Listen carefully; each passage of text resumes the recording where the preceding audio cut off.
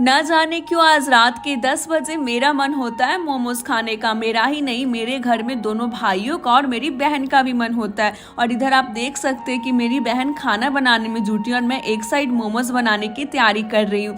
और सभी सब्जियों को कट करके भून के उसमें थोड़ा नमक वगैरह और काली मिर्च डाल के भून के अलग रख देती हूँ। और फिर मैदा में नमक वगैरह डाल के डो तैयार कर लेती हूँ। और फिर पेड़ा तैयार करके बेल कर इस पे थोड़ा सा स्टफिंग डाल के मोमोज का शेप दे देती हूँ। और मेरे पास